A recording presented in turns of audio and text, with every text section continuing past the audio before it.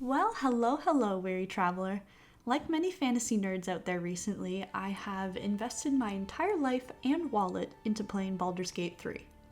Naturally, it only fueled the fire for my magical creature obsession, and I just had to get my grimy mitts on some clay and sculpt something.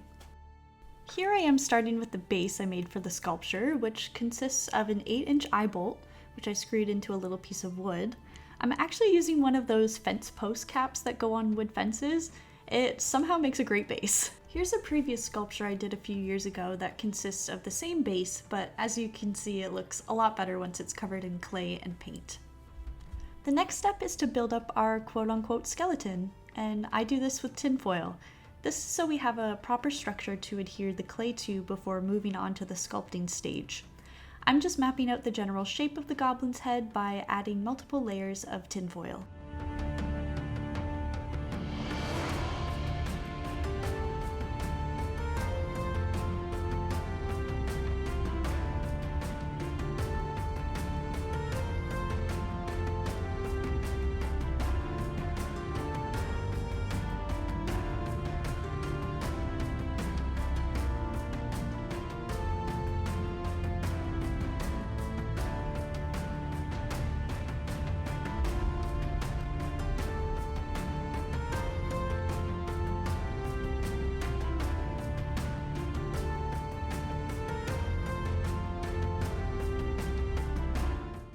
Now that we have our general head shape, we're going to start mapping out some distinctive facial features of the goblin. Like where the eyes are going to go, adding the droopy ears, and of course building out the side profile. For the ears, I'm just taking some galvanized steel wire and cutting it to make 2 equal lengths of wire. These are going to be inserted into the tinfoil and taped so they stay in place.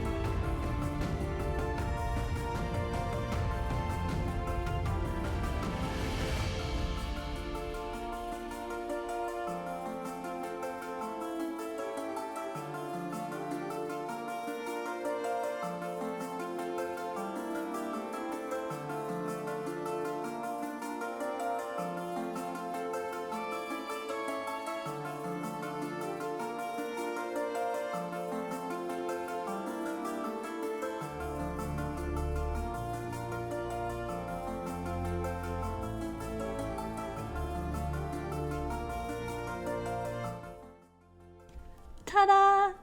After struggling with the left wire for the ear, we are finally ready for more tinfoil.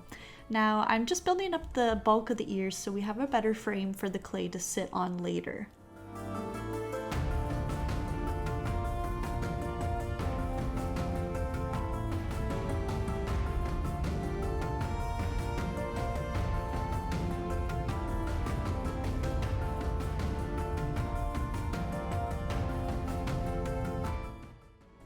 Once that's done, it's time to work on the side profile a bit. I added some tinfoil to the center of the skeleton to mimic a nose and then secured it in place.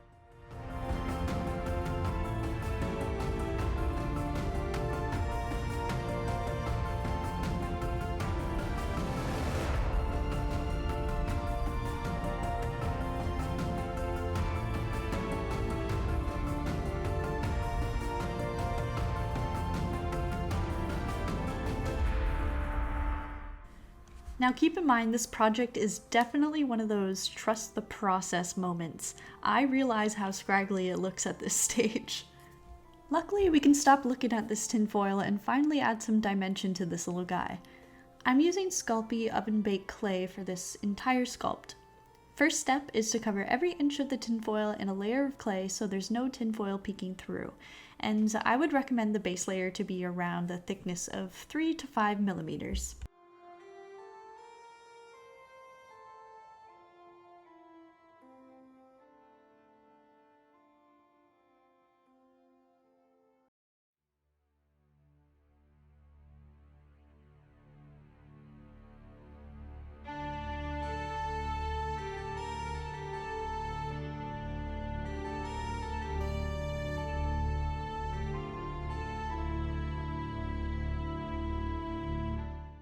Now he's looking pretty lumpy, but no worries. We're gonna smooth some of the clay bumps out with a ball stylus tool.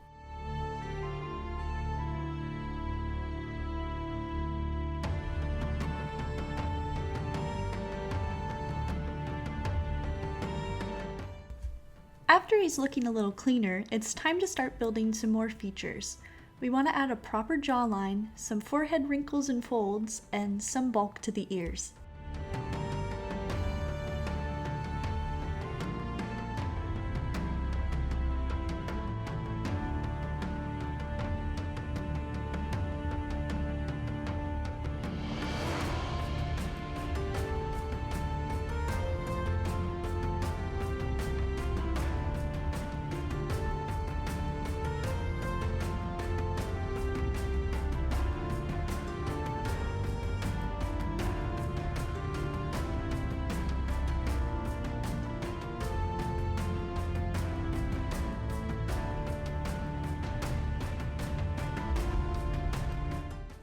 He has some eyes and a proper forehead now, but looking at the reference I drew, I still have to bulk up the nose, deepen the forehead creases, add some thicker jowls, and extend the top of the ears.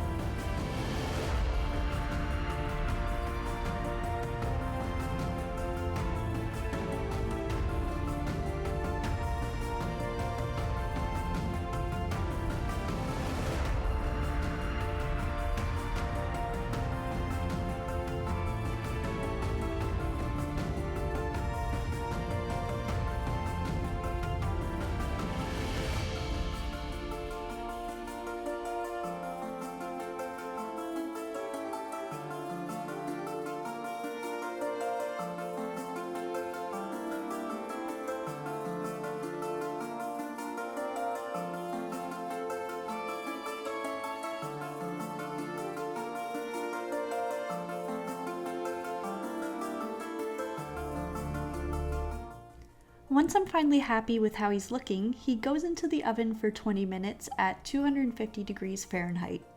After he's been removed from the oven and cooled down, it's time for sanding. I'm just using some metal files and some 60 and 120 sanding blocks to smooth the surface of the clay and remove any imperfections.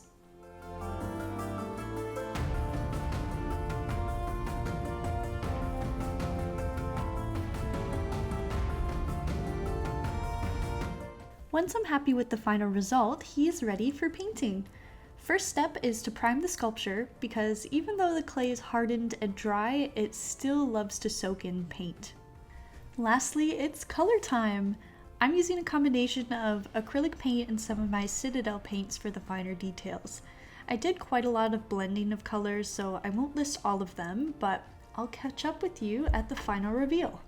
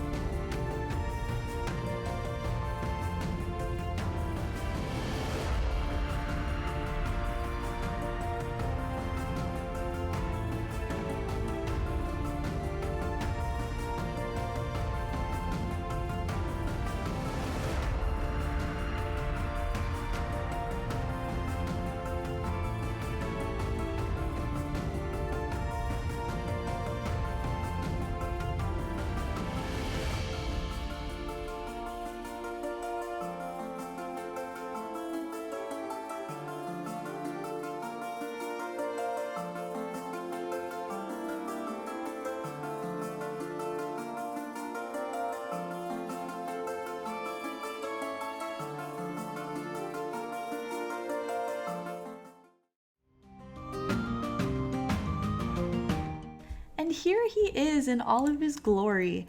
As you can see, I added quite a lot of details off camera, first being the gold vine accents on the base, the faux leather wrap around the stem, and I even crocheted him a little hat. I hope you enjoyed following along on this process, and if you choose to make your own sculpture, please share pictures with me. I love to see all of your creations. Well, until next time, traveler.